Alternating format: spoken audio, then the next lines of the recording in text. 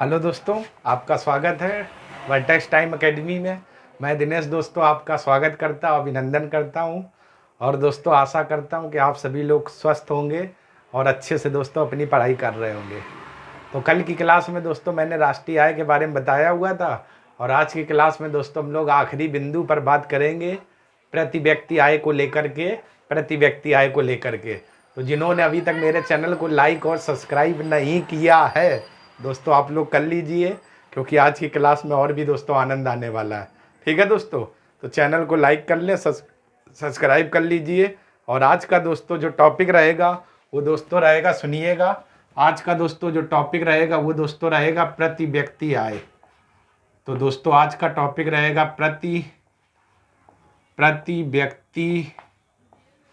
व्यक्ति आय।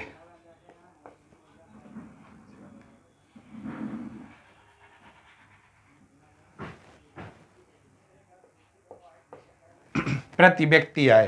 तो दोस्तों हम लोग बात करें कि प्रति व्यक्ति आय कहते किसे हैं। तो प्रति व्यक्ति आय जो दोस्तों आपका फार्मूला होता है, प्रति व्यक्ति आय बराबर प्रति व्यक्ति आय बराबर, ये जो फार्मूला होता है ये दोस्तों होता है राष्ट्रीय आय बटे में कुल जनसंख्या। यानी देश की राष्ट्रीय आय कितनी है और बटे में टोटल क्या, जनसंख्या। तो टोटल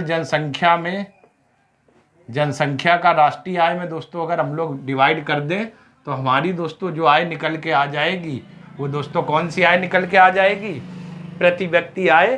प्रति व्यक्ति आय, ठीक है दोस्तों। तो यहाँ पर ये दोस्तों फार्मूला ध्यान रखना, प्रति व्यक्ति आय किसे कहते हैं। तो प्रति व्यक्ति आय बराबर राष्ट्रीय आय बटे कुल जनसंख्या।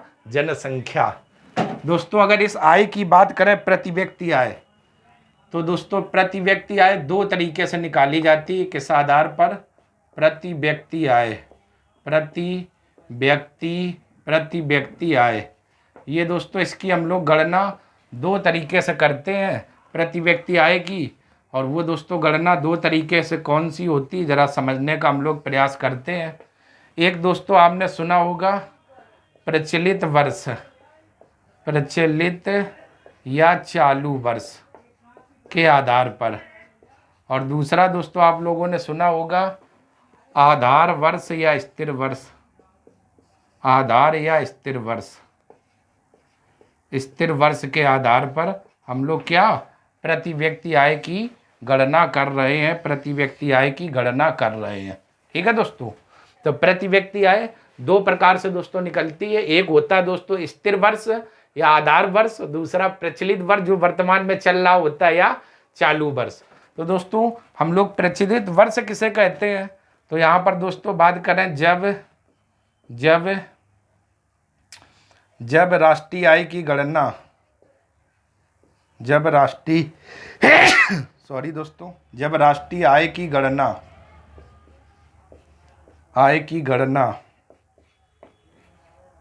प्रचलित वर्ष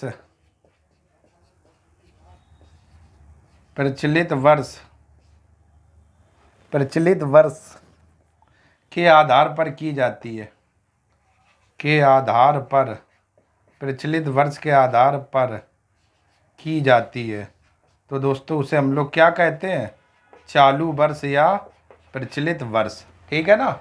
और वहीं पर दोस्तों स्थिर या आधार वर्ष किसे कहते हैं। तो जब राष्ट्रीय आय की गणना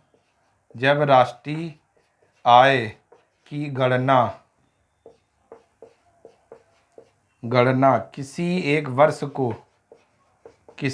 एक वर्ष को स्थिर मानकर की जाती है, स्थिर मानकर की जाती है।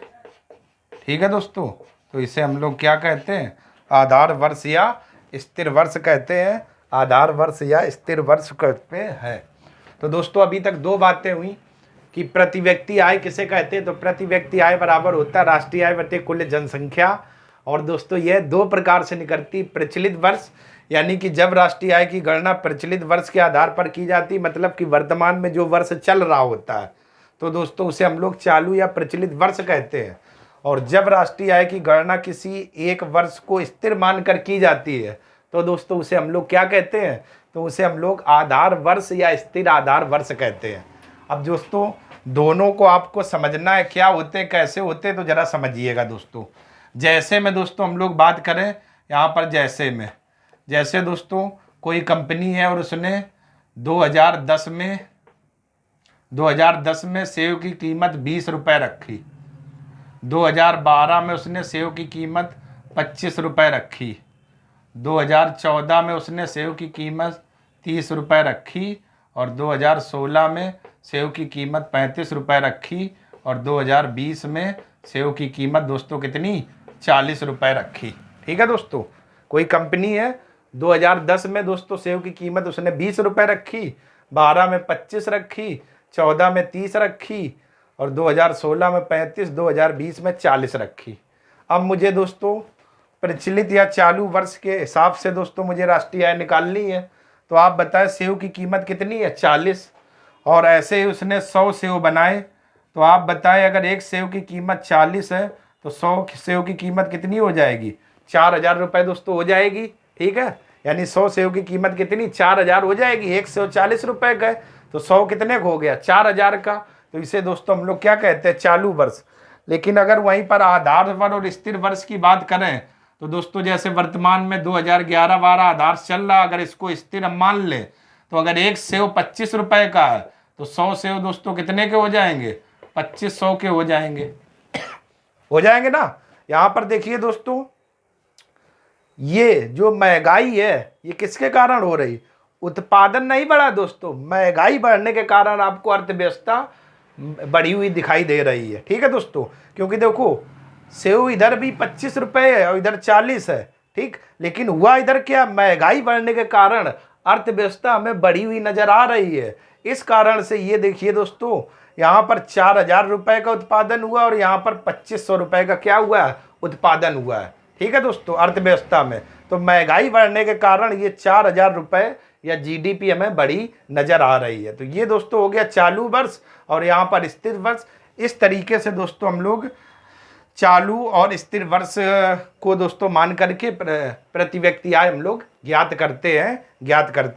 ठीक है दोस्तों, प्रति व्यक्ति आय की गणना की जाती है 2 प्रकार से, चालू वर्ष और स्थिर वर्ष। ठीक है ना, तो यहाँ पर 4000 हो रहे हैं, यहाँ 2500, तो यहाँ मतलब उत्पादन नहीं बढ़ा है, महंगाई बढ़ने के कारण ये अर्थव्यवस्था दोस्तों बढ़ी हुई नजर आ रही है। ठीक है ना, तो ये आपके होते हैं चालू और स्थिर वर्ष। ठीक, तो अभी तक दोस्तों आप लोगों ने देखा प्रति व्यक्ति आय बराबर क्या होता है, राष्ट्रीय आय बटे जनसंख्या। प्रति व्यक्ति आय 2 तरीके से मापा जाता है और जैसे में ये दोस्तों आप लोगों ने एग्जाम्पल देखे। ठीक है ना, तो चलिए दोस्तों आप लोग इतने का स्क्रीनशॉट ले लें, फिर दोस्तों हम लोग आगे बात करते हैं।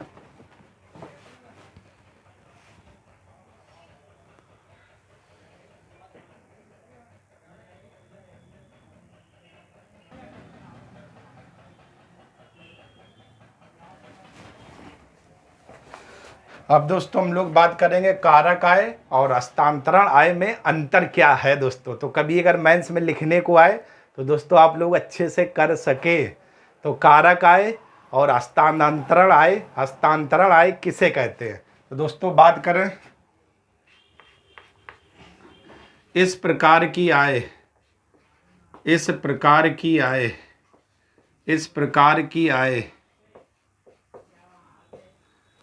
उत्पादनों के कारकों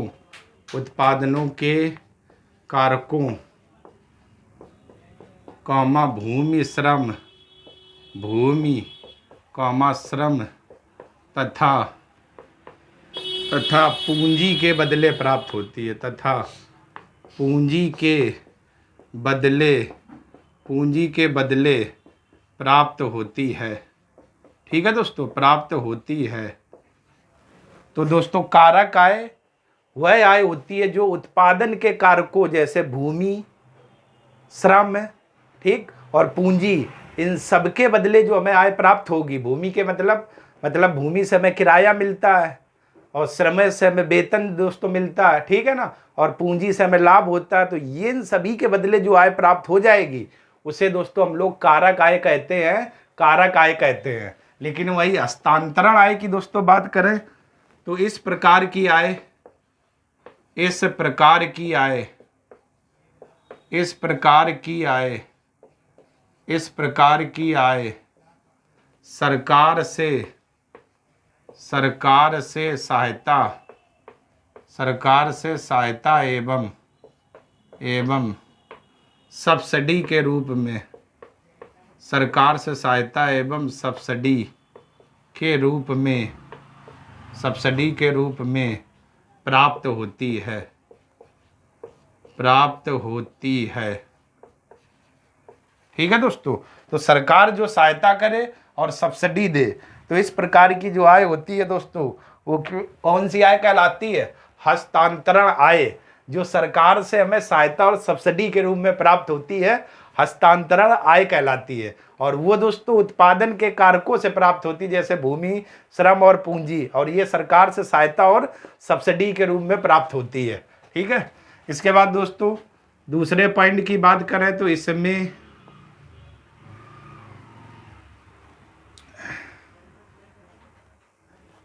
या इसमें सही लिखा था दोस्तों, इस प्रकार की आय, इस प्रकार की आय, की आय किराया, वेतन, किराया, वेतन, लाभ, लाभ आदि से प्राप्त होती है, आदि से प्राप्त होती है। ठीक है दोस्तों, आदि से प्राप्त होती है। यानी कि ये जो आय है कारक आय, किराया, भूमि, वेतन, लाभ आदि से प्राप्त होने वाली आय है। इधर बात करें तो इसमें या यह है, इस प्रकार की आय, इस प्रकार की आय, इस प्रकार की आय सब्सिडी, सब्सिडी मतलब दोस्तों छूट, सब्सिडी, उपहार, कॉमा गिफ्ट, सब्सिडी, उपहार, कॉमा गिफ्ट से। चलिए दोस्तों, अब हम लोग देखते हैं प्रति व्यक्ति आय चालू और स्थिर कीमत पर। प्रति व्यक्ति आय, प्रति व्यक्ति आय 2019-20, ठीक है ना। 2019-20 में प्रति व्यक्ति आय कितनी है? तो सबसे पहले दोस्तों हम लोग देखते हैं चालू वर्ष पर। चालू वर्ष में दोस्तों हम लोग बात करें तो प्रति व्यक्ति आय थी 30-50 रुपये। ठीक है दोस्तों, ये आपकी थी, मतलब कि इकाई, दाई, सैकड़ा, हजार, 10,000, लाख, 10 लाख, 13,550 रुपये। ठीक है दोस्तों, आपकी ये थी। वहीं दोस्तों हम लोग स्थिर वर्ष पर अगर बात करें तो स्थिर वर्ष पर प्रति व्यक्ति जो आय थी दोस्तों वो थी 96,559 रुपये। ठीक, तो प्रति व्यक्ति आय दोस्तों दो चीज़ों पर है, एक चालू वर्ष या प्रचलित वर्ष पर इतनी आपकी रुपए थी, और वहीं दोस्तों हम लोग बात करें स्थिर वर्ष पर तो आपकी 96,559 रुपये थी। इसके बाद दोस्तों सर्वाधिक, सर्वाधिक प्रति व्यक्ति आय वाले राज्य, प्रति व्यक्ति आय वाले, आय वाले राज्य, वाले राज्य, और ये दोस्तों आंकड़ा कब का? 2022 में। तो सर्वाधिक प्रति व्यक्ति आय वाले राज्य में बात करें तो सबसे पहले दोस्तों है गोवा, गोवा के बाद दोस्तों हमारा दिल्ली, और दिल्ली के बाद दोस्तों हमारा है मणिपुर। ठीक है दोस्तों, गोवा, गोवा के बाद दिल्ली, और दिल्ली के बाद दोस्तों हमारा क्या? मणिपुर। तो अगर पूछा जाए सर्वाधिक प्रति व्यक्ति आय वाला राज्य कौन सा है तो गोवा, गोवा के बाद दिल्ली, दिल्ली के बाद दोस्तों हमारा कौन सा है? मणिपुर, मणिपुर। इसके बाद दोस्तों हम लोग बात करें न्यूनतम, न्यूनतम प्रति व्यक्ति आय वाले राज्य, वाले राज्य 2022। ठीक है, तो न्यूनतम में दोस्तों आपको पता है, न्यूनतम की बात करें तो सबसे पहले नंबर पर है दोस्तों बिहार, बिहार के बाद है दोस्तों यूपी, और यूपी के बाद दोस्तों कौन सा? सिक्किम, सिक्किम। तो ये दोस्तों आपका आंकड़ा था प्रति व्यक्ति आय से संबंधित। तो चालू कीमत पर दोस्तों जो प्रति व्यक्ति आय थी वो 30-50 रुपये थी। वहीं स्थिर कीमत पर दोस्तों जो प्रति व्यक्ति आय थी 96,559 रुपये, और सर्वाधिक प्रति व्यक्ति आय वाले राज्य 2022 में तो पहले पर है गोवा, इसके बाद दिल्ली, फिर है दोस्तों मणिपुर। और न्यूनतम दोस्तों प्रति व्यक्ति आय की बात करें तो न्यूनतम प्रति व्यक्ति आय किसकी है? बिहार, फिर इसके बाद यूपी, और इसके बाद दोस्तों कौन है? सिक्किम। ठीक है दोस्तों, तो ये आपके थे प्रति व्यक्ति आय चालू वर्ष स्थित सर्वाधिक और न्यूनतम के हिसाब से। तो इतने का दोस्तों आप लोग स्क्रीनशॉट ले लीजिए। फिर दोस्तों हम लोग बात करते हैं कारक और हस्तांतरण आय के अंतर को लेकर के। स्क्रीनशॉट दोस्तों आप लोग ले लो इतने का। दोस्तों ये पॉइंट छूट गया था, इसलिए मैंने कारक और हस्तांतरण आय को दोस्तों रब कर दिया हुआ था। अब दोस्तों हम लोग देखेंगे कारक और हस्तांतरण आय में अंतर क्या होता है, और दोस्तों ये आय किस प्रकार से प्राप्त होती है, क्योंकि दोस्तों ये 2 पॉइंट छूट रहे थे। अब दोस्तों हम लोग वहीं पर आते हैं, कारक आय और दूसरी दोस्तों हमारी कौन सी आय रहेगी? हस्तांतरण आय। कारक आय और दूसरी दोस्तों कौन सी रहेगी? हस्तांतरण आय। अब हम दोस्तों इन लोगों में अंतर समझने का प्रयास करते हैं। तो मैंने इसमें दोस्तों पहला पॉइंट क्या बताया था? इस प्रकार की आय उत्पादनों के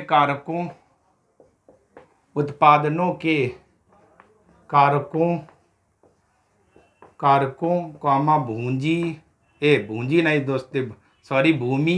कॉमा श्रम और पूंजी आदि से प्राप्त होती। भूजी दोस्तों निकल गया, भूमि था, पूंजी आदि से प्राप्त होती है।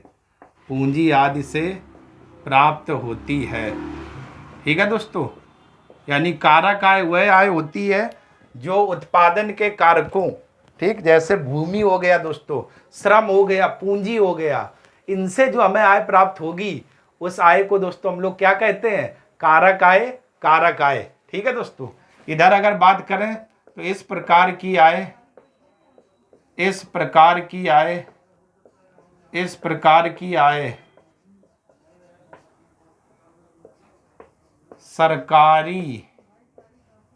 सरकारी सहायता या सब्सिडी से प्राप्त होती है।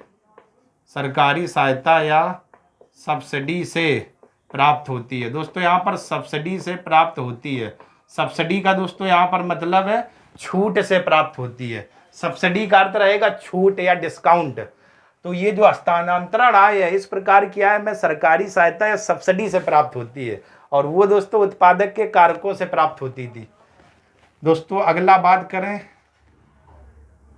इस प्रकार की आय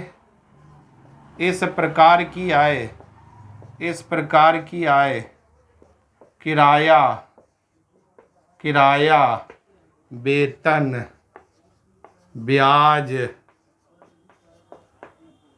लाभ आदि से प्राप्त होती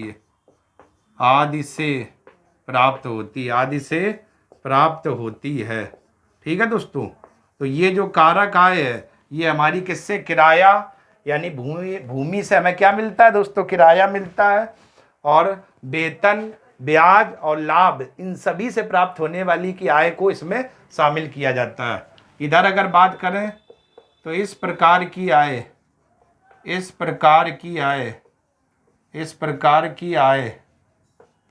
उपहार, गिफ्ट, सब्सिडी आदि से प्राप्त होती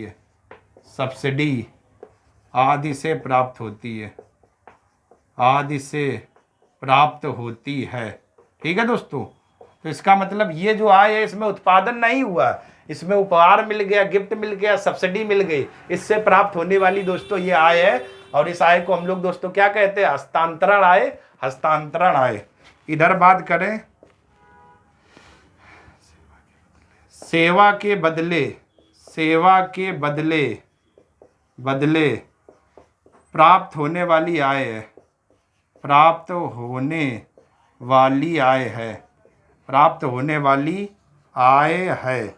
ठीक है दोस्तों, ये आय हमें किसके मिलती है? सेवा के बदले में, यानी सेवा के बदले में प्राप्त होने वाली आय है। और यहाँ पर दोस्तों आपने कोई सेवा नहीं की, सीधे गिफ्ट मिल गया, उपहार मिल गया, तो यहाँ पर क्या लिख सकते हो? सेवा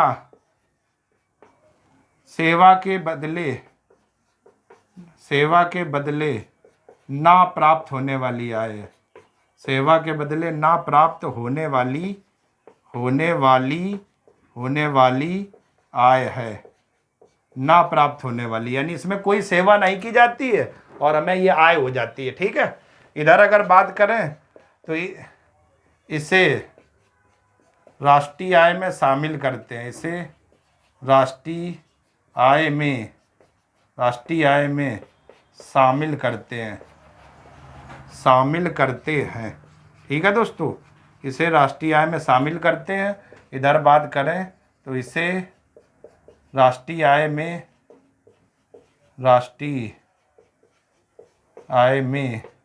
शामिल नहीं करते हैं।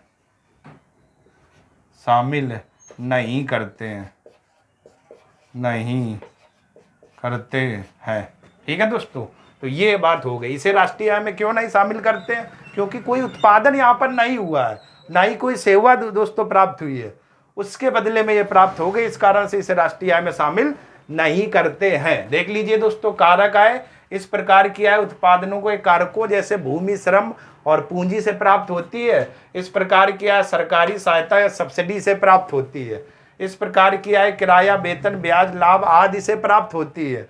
और ये दोस्तों उपहार, गिफ्ट और सब्सिडी आदि से प्राप्त होने वाली आय है। ये सेवा के बदले प्राप्त होने वाली आय है और इसमें कोई भी दोस्तों सेवा नहीं की जाती, यानी सेवा के बदले नहीं प्राप्त होने वाली आय है। इसे राष्ट्रीय आय में शामिल करेंगे, क्यों? क्योंकि दोस्तों यहाँ पर सेवा कुछ किया गया, सेवा के बदले प्राप्त हो रही, और इसे राष्ट्रीय आय में शामिल नहीं करेंगे, क्यों?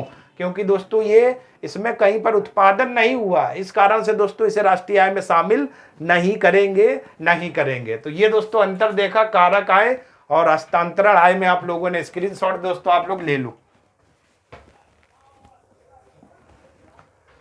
चलिए दोस्तों, आप लोगों ने स्क्रीनशॉट ले लिया होगा। तो आज की क्लास में दोस्तों आप लोगों ने प्रति व्यक्ति आय समझा, कारक और हस्तांतरण आय समझा, और ये दोस्तों क्लास का आपका आखिरी लेक्चर था। कल की क्लास में दोस्तों हम लोग एक फिर नए चैप्टर के साथ शुरुआत करेंगे। अगर दोस्तों ये वीडियो आपको पसंद आया हो और दोस्तों लग रहा हो कि अच्छा पढ़ाया जा रहा हो, तो दोस्तों चैनल को लाइक करें, सब्सक्राइब करें और ज़्यादा से ज़्यादा दोस्तों शेयर करें। और मैं आशा करता हूँ आप सभी लोग दोस्तों स्वस्थ होंगे, आबाद होंगे, मुबारकबाद होंगे, मुरादाबाद होंगे, यूपी होंगे, बिहार होंगे दोस्तों। तब तक के लिए आप सभी लोगों का बहुत बहुत धन्यवाद दोस्तों।